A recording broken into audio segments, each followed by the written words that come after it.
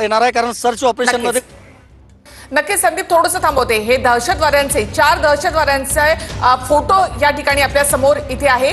पहलगाम मध्ये हल्ला करणाऱ्या दहशतवाद्यांचा हा फोटो आपल्या समोर आलेला आहे। याआधी यांचे स्केच काढण्यात आलेले होते आणि आता हा फोटो या ठिकाणी समोर आलेला आहे। पहलगाम मध्ये हल्ला करणारे हेच ते 4 दहशतवादी आहेत। या दहशतवाद्यांचा हा फोटो समोर आलाय।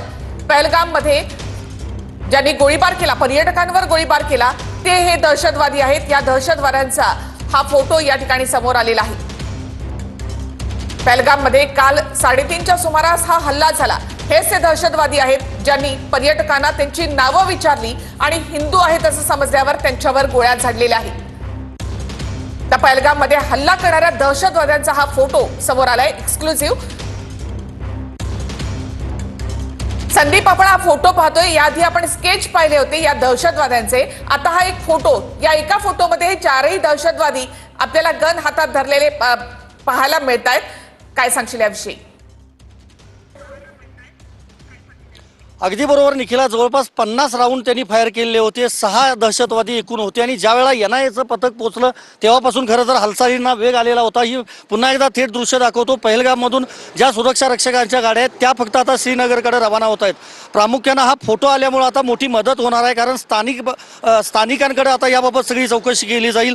अनेक छोटी जी गावं आहेत ती या संपूर्ण पहाडी परिसरामध्ये वसलेली आहेत आणि तिथं देखील आता सुरक्षा रक्षक जे पोहोचलेले आहेत। एनआयएनं खरं तर काल जे वाचलेले होते किंवा जे पहलगाममध्ये टुरिस्ट पर्यटक जे होते त्यांच्याकडे देखील चौकशी केली। त्यांचे हावभाव कसे होते, ड्रेसिंग कसं होतं, वय अंदाजे त्यांचं किती असेल, भाषा बोलण्याची त्यांची कशी होती, कारण AK-47 घेऊन थेट आलेले होते आणि 1 ते 7 एप्रिल या तारखेच्या दरम्यान त्यांनी रेकी देखील केलेली होती।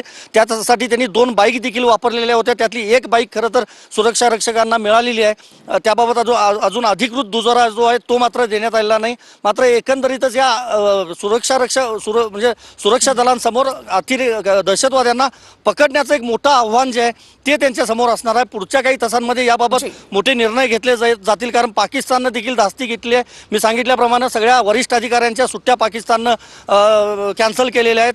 हवाई हद्द जी आहे त्याच्यावर देखील करडी नजर ठेवण्याचे आदेश पाकिस्तान सरकारनं दिलेले आहेत। त्यामुळे एकीकडे आज संध्याकाळी CCSची बैठक होणार आहे। त्यापूर्वी आज साऊथ ब्लॉकमध्ये राजनाथ सिंह, अजित डोवाल NSAचे प्रमुख आणि तिन्ही दलांचे प्रमुख आर्मी, नेव्ही, एअरफोर्स त्यांची देखील एक महत्त्वपूर्ण बैठक झालेली आहे। त्यामुळे मोठ्या हालचाली आता पाहायला मिळत आहेत। अमित शहा दिल्लीमध्ये काही वेळात पोहोचतील।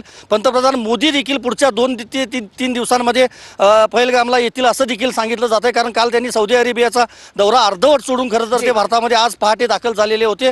त्यामुळं बदला आता कशा प्रकारे घेतला जातोय ह्याकडे संपूर्ण देशाचं लक्ष आहे, कारण संपूर्ण देशात संतापाची लाट उसळलेली आहे। 14 फेब्रुवारी 2019ला पुलवामाचा हल्ला झालेला होता आणि त्यानंतर आता हा हल्ला झालेला आहे। तुमच्याकडे येते संदीप राजगोळकर, आपले प्रतिनिधी पहलगाम या ठिकाणी आहेत।